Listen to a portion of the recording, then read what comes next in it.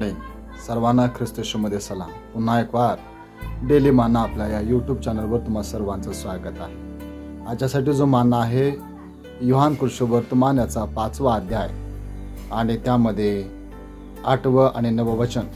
येशू त्याला म्हणाला, उठ, आपली बाज उचलून घेऊन चालू लाग। लागलाच तो माणूस बरा झाला व आपली बाज उचलून चालू लागला।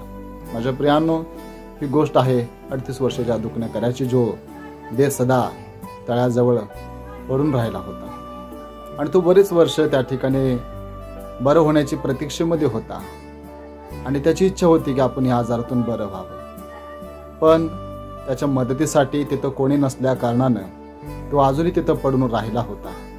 पण तारणारा त्याच्या मदतीसाठी धावून आला। तारणाराने त्याला विचारलं की काय तुला बरं व्हायची इच्छा आहे का नाही? त्याला तो म्हणाला, हो, मला बरं होण्याची इच्छा आहे, पण तळ्यापर्यंत मी जातो न जातो तो दुसरा कोणीतरी जाऊन त्या पाण्यात स्पर्श करून बरा होतो। आणि मग येशू त्याला म्हणाला की मी तुला सांगतो, उठ आणि आपली बाज घेऊन चालू लाग। तो उठून चालू लागला।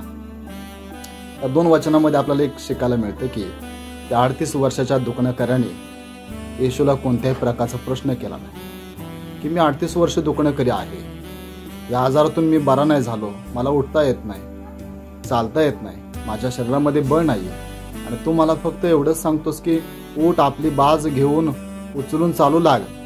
एवढ्या शब्दावर मी उठून चालू लागू का? असा कोणत्याही प्रकारचा प्रश्न त्यानं उपस्थित नाही केला। तर येशू म्हटला, उठ, आपली बाज घेऊन उचलून चालू लाग। त्या क्षणी तो उठून चालू लागला।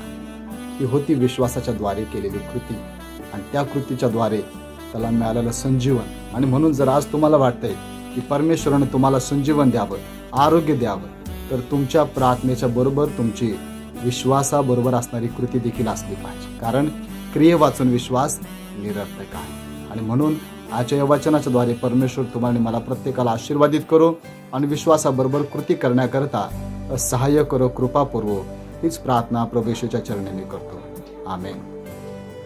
आमच्या यूट्यूब चॅनलला लाईक करा, शेअर करा, सबस्क्राईब करायला विसरू नका।